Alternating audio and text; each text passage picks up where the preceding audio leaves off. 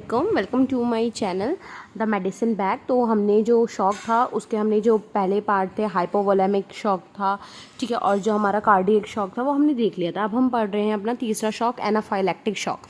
Anaphylactic shock होता क्या है? ये क्या है? एनाफाइलेक्टिक का मतलब होता है a severe, sometimes fatal, reaction to a substance to which a person has an extreme sensitivity, often involving respiratory difficulty and circulation failure। होता क्या है इसमें एनाफाइलेक्टिक शॉक में कि एक एक्सट्रीम क्या होता है, कोई इंसान जो है, मान लीजिए कोई एक्सट्रीम चीज़ के लिए क्या है, सेंसिटिव है, ठीक है, चाहे वो उससे क्या होगा, रेस्पिरेटरी डिफिकल्टी और सर्कुलेशन फेलियर वगैरह, तो उससे जो हमारा क्या होता है, लीड करता है, that is the shock, that is anaphylactic shock.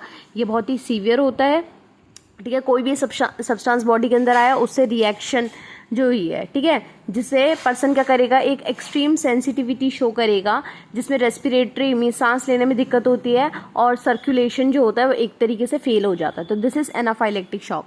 ये किन किन वजह से हो सकता है, ठीक है। अब एलर्जेंस की वजह से होगा एनाफाइलेक्टिक, एलर्जी ऐसे याद रखना, ठीक है। तो इंसेक्ट स्टिंग्स हो गया, कोई फूड हो गया जिससे इंसान क्या एलर्जिक है, कोई एक्सरसाइज है, ठीक है, या एरोबिक एक्टिविटी हो गई, ठीक है, कुछ दवाइयाँ होती हैं, एंटीबायोटिक्स होती हैं जो एनाफाइलेक्टिक शॉक को लीड कर देती है। रिस्क फैक्टर्स अगर मैं बताऊँ यहाँ पे तो क्या हो जाएगा आपको, जिसको पहले से ही एनाफाइलेक्टिक रिएक्शन कोई हो रखी है वो हो सकता है रिस्क पे, जिसको एलर्जी है किसी चीज़ से वो हो सकता है, या जिसको फैमिली हिस्ट्री है एनाफाइलेक्सिस से वो भी हो सकता है, ठीक है, या किसी को हार्ट डिसीज़ है उसे भी ये एनाफाइलेक्टिक शॉक हो सकता है, ठीक है। अगर मैं इसके क्लिनिकल मैनिफेस्टेशन देखूँ, साइंस सिम्टम्स वगैरह अगर हम देखें इसके कि क्या देखने को मिलता है शॉक में, इस शॉक में सबसे पहले मैंने अभी आपको बताया रेस्पिरेटरी डिफिकल्टी और सर्कुलेशन फेलियर। तो डिफिकल्टी इन ब्रीदिंग लिख दोगे, बीपी लो हो जाएगा, स्वेलिंग हो जाती है लिप्स, माउथ, टंग की, ठीक है, चोकिंग सेंसेशन देखने को मिलता है, स्किन में रिएक्शन हो जाती है, ट्रेकिकार्डिया देखने को मिलता है, एंजाइटी रहती है पेशेंट को, डिजीनेस, चक्कर जैसे आते हैं, चेस्ट में पेन रहता है हमेशा, ठीक है, चेस्ट पेन रहता है, ओलिगुरिया से एनोरिया देखने को मिलता है, और बॉल फंक्शंस जो होते हैं वो एक तरीके से लॉस हो जाते हैं पेशेंट के, ठीक है। तो ये हमने देख लिया। अब हम देखेंगे इसकी क्या, अब हम देखने वाले हैं इसकी पैथोफिजियोलॉजी, ठीक है। पैथोफिजियोलॉजी में क्या है, देखो सिंपल, सबसे पहले एलर्जेंस आया, एलर्जन ने जो इन्फ्लेमेटरी रिस्पॉन्स था उसे क्या कर दिया, एक्टिवेट कर दिया, जिस वजह से हिस्टामिन रिलीज हुए हमारी बॉडी में, ब्लड में और टिश्यूज़ में। जब मास्ट सेल एक्टिवेट हो जाते हैं, इन्फ्लेमेटरी रिस्पॉन्स में मास्ट सेल एक्टिवेट होते हैं, उधर से हिस्टामिन रिलीज होता है, ठीक है। तो यहाँ पे एनाफाइलेक्सिस जो था वो क्या हो गया, चालू हो गया। इससे anaphylaxis occur in patient after re exposure to an antigen to which patient has produced a specific IgE antibody. Anaphylaxis कब होता है पेशेंट में, ये री एक्सपोजर जब होता है किसी एलर्जन का, पहले आएगा एलर्जन तो क्या हो रही है, एंटीबॉडी बन जाएगा, बट जब दूसरी टाइम वही एलर्जन आता है, ये एंटीजन आएगा, तो वहाँ पे एनाफाइलेक्सिस देखने को मिलेगा।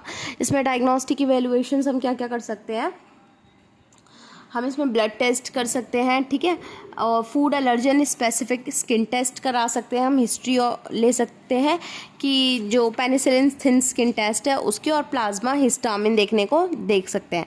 मैनेजमेंट इसका एलर्जन के लिए हम क्या दे सकते हैं, एपिनेफ्रिन दे सकते हैं ताकि एलर्जिक रिस्पॉन्स कम हो, ऑक्सीजन दे देंगे क्योंकि रेस्पिरेटरी डिफिकल्टी हो रही थी, एंटी हिस्टामिन देंगे, वही इन्फ्लेमेशन वगैरह को कम करने के लिए होता है, बीटा इगोनस दे सकते हैं, डाइफेनहाइड्रामीन दे सकते हैं, और IV थेरेपी दे सकते हैं।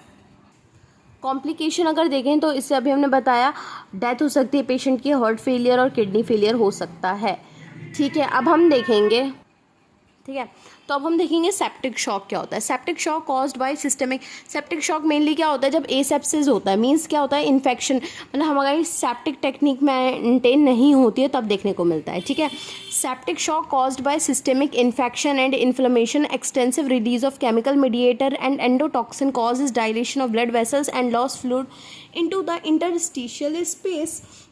होता क्या है, ये मान लो आपकी कोई ब्लड वेसल है, तो ये ब्लड वेसल क्या करेगी, डायलेट कर जाएगी, और जो अपना जो भी केमिकल मीडिएटर्स हैं और जो भी अंदर एंडोटॉक्सिन्स है अंदर थे वो क्या हो जाएंगे, बाहर जो फ्लूइड होता है ना, इंटरस्टिशियल स्पेस होता है, वहाँ पे आ जाएगा ये सारा, ठीक है।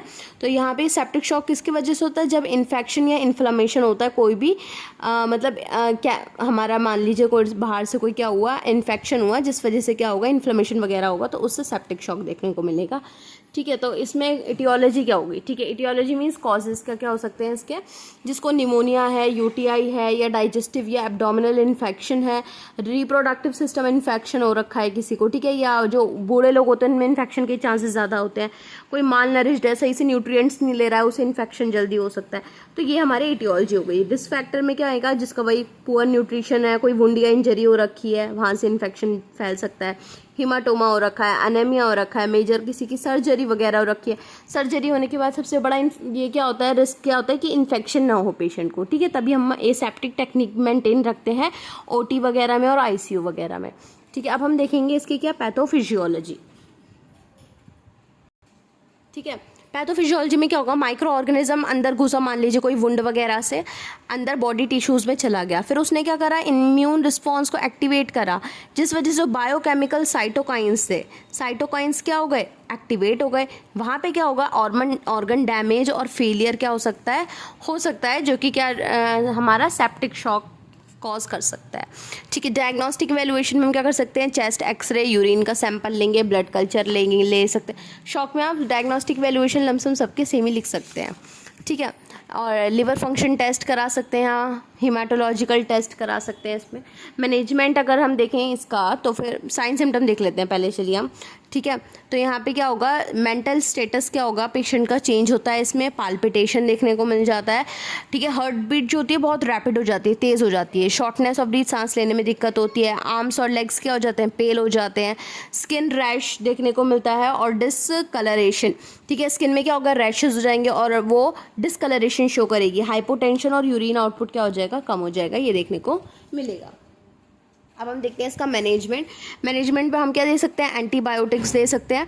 ठीक है, एंटीबायोटिक क्यों देंगे, क्योंकि इन्फेक्शन हो रहा है। फ्लूइड रिप्लेसमेंट थेरेपी दे सकते हैं, वेसोप्रेसर्स दे सकते हैं, ताकि जो बीपी हमारा इरेगुलेट हो रहा था, जैसे रैपिड हार्ट बीट थी, उसके लिए बीपी को मेंटेन करने के लिए हम वेसोप्रेसर्स दे सकते हैं। कॉम्प्लिकेशन में हम क्या, kidney failure, heart failure, stroke और लिवर फेलियर सभी फेल हो गई। कॉम्प्लिकेशन मैंने डायग्नोस्टिक इवैल्यूएशन लमसम क्या है, सबका सेम रहता है शॉक में।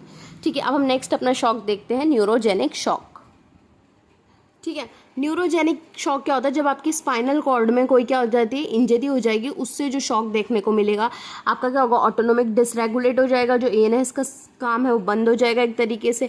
ठीक है, तो जिस वजह से हमें देखने को मिलेगा जो शॉक वो होगा न्यूरोजेनिक शॉक।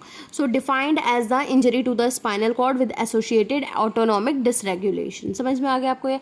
एटियोलॉजी किस वजह से हो सकता है, मान लो स्पाइनल कॉर्ड में इंजरी हो गई है, कोई डिप्रेशन में है, ठीक है, ये दवाइयाँ कुछ काम गलत कर गई हैं, ठीक है, गन शॉट मान लो किसी के बंदूक लग गई स्पाइन में पीछे से, तो हो सकता है, या स्पोर्ट इंजरी, कोई इंसान स्पोर्ट इंजरी हो गई है उसे की स्पाइन में, तो हो सकता है। इम्प्रॉपर एडमिट, अब एनेस्थीसिया स्पाइनल कॉर्ड में लगता है काफ़ी, ठीक है, तो फिर वहाँ पे अगर इम्प्रॉपर लगता है तो भी हमारा न्यूरोजेनिक शॉक हो सकता है पेशेंट को। ठीक है, रिस्क फैक्टर्स कौन से होते हैं इसमें, स्पाइनल एनेस्थीसिया किसी को दिया जा रहा है, या स्पाइनल कॉर्ड की इंजरी हो गई है, या किसी के अंदर ग्लूकोज की कमी है, तो ये आपके रिस्क फैक्टर्स हो गए किसके, न्यूरोजेनिक शॉक के। अब हम देखेंगे इसके क्लिनिकल मैनिफेस्टेशन क्या क्या है। यहाँ पे क्या होता है, सांस लेने में क्या होगी, दिक्कत होगी पेशेंट को, चेस्ट पेन होगा, साइनोसिस देखने को मिलेगा, मीन्स ब्लूइश कलरेशन जो हो जाता है। हाइपोथर्मिया मीन्स जो आपका टेम्परेचर है वो क्या हो जाएगा, कम हो जाएगा। डायग्नोस्टिक वैल्यूएशन वही सीटी, एमआरआई, एक्सरे और यूरिनरी कैथेटर इंसर्ट करके जो हम टेस्ट करते हैं, दैट इज़ यूरिनरी कैथेटराइजेशन। ठीक है, वो कर सकते हैं इसमें। अब इसमें देखते हैं इसकी हम पैथोफिजियोलॉजी, ये होता कैसे है एक तरीके से।